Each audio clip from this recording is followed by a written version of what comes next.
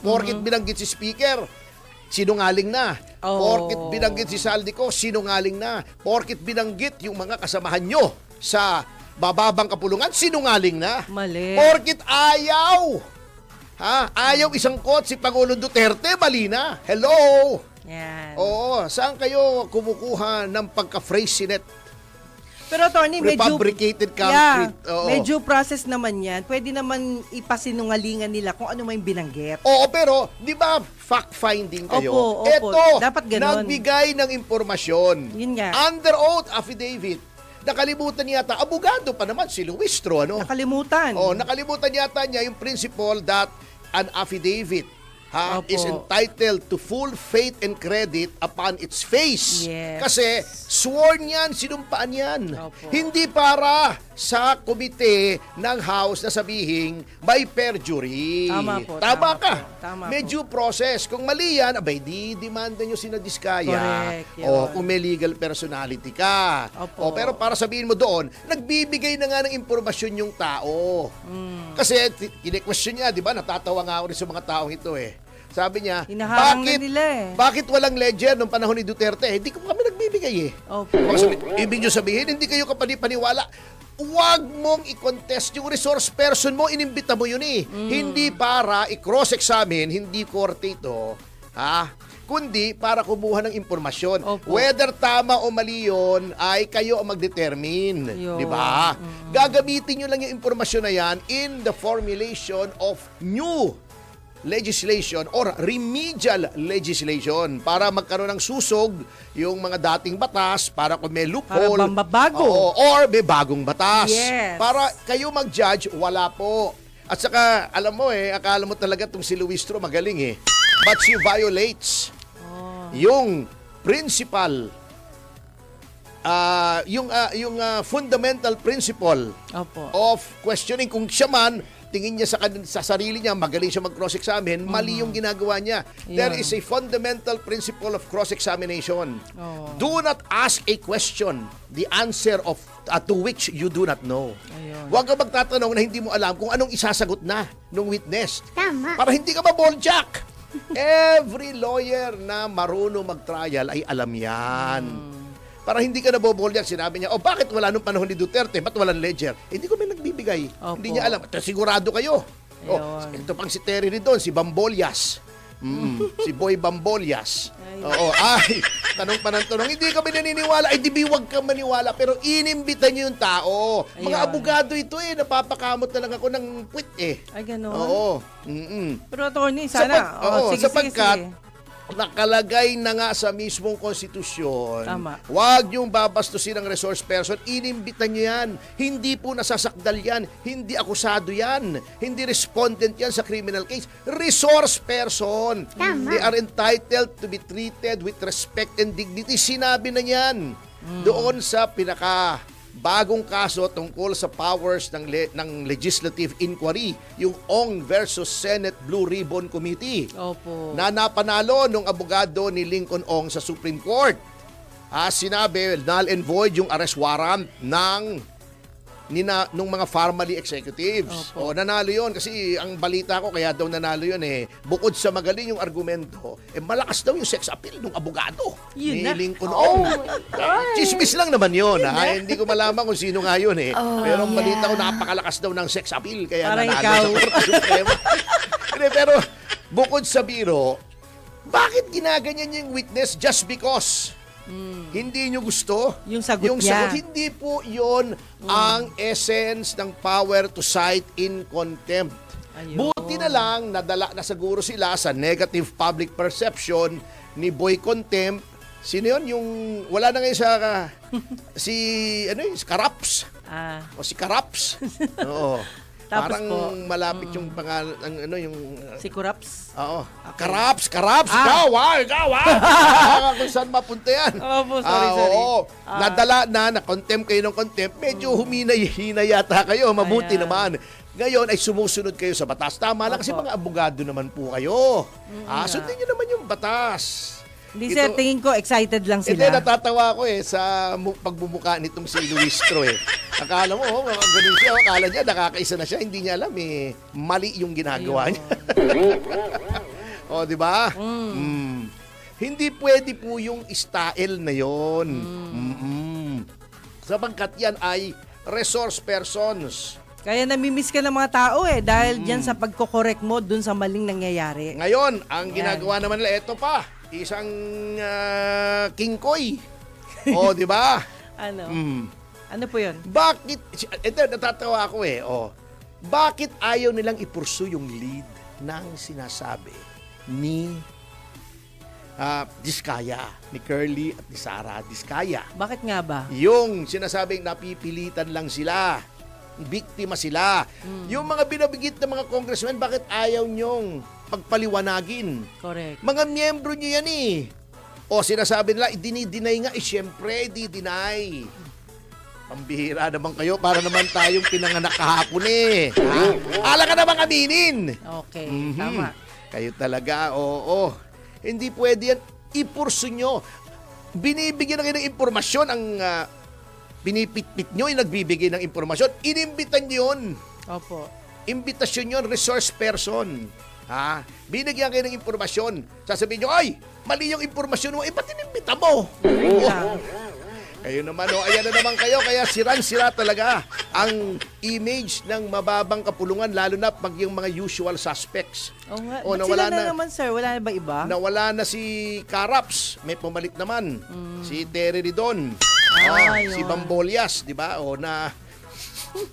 Hindi, pareho kami niyan Parang may Bambolias sa muka. Uy, grabe naman. Wala naman.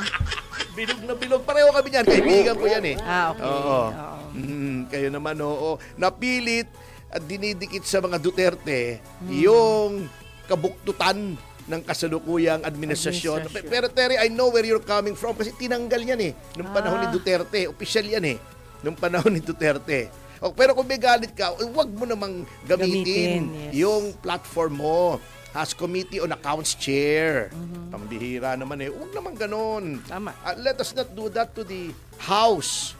Yung i-preserve natin yung natitirang kredibilidad ng House of Representatives. Nakakatakot na ngayon, attorney. Pati mga bata ngayon nagre-react na dun sa nangyayaring hearing.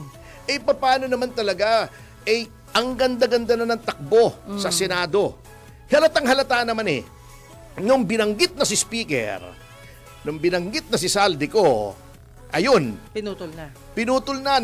Nag-reorganization. Tinanggal yung Senate President, tinanggal yung sa Blue Ribbon. Ngayon, ang dinidikdik na naman, mga kontratistas, di ba sinasabi ko, August 18 pa po namin sinabi yan. Noong nag-press con po kami, na may kasabihang, it takes two to tango. In this case, it takes more than two to tango. Bukod sa kontraktor, andyan yung congressman, andyan yung DPWH. At pinaliwanag naman ni Diskaya yan. Yes po. Bakit noon ay wala kayong ledger? Noon po, walang congressman na nakikialam, DPWH lang. At pag pinadyadyaryo namin, natatakot kay Digong. Ngayon, wala nang natatakot. Wala na. Grabe na ngayon. Wala nang natatakot. Di ba? Yung sinabi natin noong isang araw, yung NEP, hindi si Willie NEP patay na yun yung National Expenditure Program, dapat yan purely executive because there is a separation of powers. Pag yan ay tinransmit ng DBM, na Department of Budget and Management, sa House, doon lang magkakaroon dapat ng input ang mga members ng House of Representatives in the discharge of their functions as the guardians of public funds. In fact, minsan nga yung NEP, ito yung gusto. Halimbawa, 100% ang gusto nung Pangulo, ginagawa, 70% na lang yan, magtipid tayo. Ito hindi Ngayon, at sinabi na ng mga sources na dating kongresista o nandun pa sa Kongreso, yung mga kasamahan nila, ginagawa pa lang yung NEP, nakikialam na. Ito, dagdag mo to dagdag mo to. Yun namang executive branch, yung DBM, para lamang pagdating sa House ay mabilis ma-approve. Kasi pag hindi mo pinagbigyan yung mga kongresista, pahihirapan ka niyan. Sige, lagay na natin. Basta pagdating sa committee mo, approved act yung budget na yan, napipilitan din. Oh. Puro blackmail eh. Di ba? Grabe pala. Ngayong may mga nasasangkot na mga members ng legislature, both sa Senado at sa House, Opo. bakit parang ginugulo na? Bumabalik na naman sa contractors. Ayun na. Pati yung mga DPWH, ayun, yung mga district engineer lang. Opo, kawawa naman.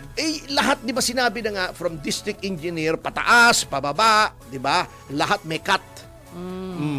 Ngayon, ito, nakakatawa ha. Ito na naman, nag-imbento na naman ng batas. Itong si Primo Boying Remulla. Sabi niya, pwede daw maging state witness ang mga diskaya kung ibabalik nila yung ninakaw daw nila. Bakit may presumption na ninakaw? Grabe. Alam nyo, Judgmental na. hindi, ganito, hindi lang sa judgmental. Opo. Wala po sa batas eh. Unang-una, yun pong presumption na kapag ang iyong sweldo, ay ang iyong yaman ay sobra sa iyong sweldo and therefore ill-gotten, not only pertains to public officials. Hindi po kasama diyan ang private.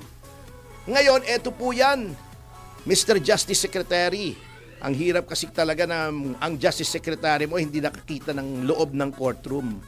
Mr. Justice Secretary, wala pong batas na nagsasabing bago ka mag-state witness, ay kailangan magbalik ka muna ng pera, i-audit muna yung yaman mo. Ooh. Wala po. Eto po Primo Boying, nasa Rules of Court po, nasa Rule 119, eto lamang po ang requirements para maging state witness. Number 1, absolute necessity. Ibig sabihin, hindi mo mako-convict yung isang akusado kung wala yung testimonya ng taong gagawing state witness. Ayun. In this case, nag-a-apply. Opo. Kasi kung hindi magsasalita sina Diskaya, hindi mo mako-convict yung mga sa DPWH at saka mga congressmen na nanghihingi. Di ba? Number 2, not the most guilty. Ito nga, pinalitan na to eh. Dati, ang provision ay least guilty. Pinaka hindi guilty. Opo. Kasi guilty rin eh. Opo. Ngayon, ginawa ng not the most guilty, hindi sila ang pinaka-guilty. Pinaka-guilty. Pasok din dahil ang pinaka-guilty dyan, yung mga congressmen at saka yung mga public officials na nanghihingi. Kung binigyan man sila, di ba, in-explain na nila, napilitan po kami, otherwise, walang projects. No project. Okay. Substantial corroboration, may iba pang ebidensya na nagpapatunay doon sa kanilang sinasabi. Di ba, may sinasabi na nga mga insertion. Meron po tayong pwedeng i-produce na mga ebidensya, naghihintay na lang, mga testigo na nagsasabing talagang binibigyan ang mga kongresista. Opo. At number 4, wala nang ibang testigo kundi sila na ganon ang nature ng testimonya. Mr. Justice Secretary, wala po. Sinuyod ko na, baka nga kako tama kayo eh. Baka nakachamba kayo. Hindi pala. Wala sa batas. Baka tama kayo. Sinuyod ko yung Rule 119. Opo. Wala pong nakalagay. At Mr. Justice Secretary, baka hindi nyo po alam Baka lang naman hindi nyo alam. Baka naman alam nyo. Ayaw nyo lang i-discuss. Meron po tayong isa pang batas. Yung Presidential Decree 749. Ito ay iginawad noong panahon ni Pangulong Marcos under the rule-making powers of the President. Na naglalayon na bigyan ng immunity yung mga tinatawag na whistleblowers. Matagal na ito. Eto, tingnan natin yung pizza. Yung latest 1975 pa. Ala. Kasi noon pong under the 1973 Constitution, meron pong tinatawag na Amendment number 6. Number 6.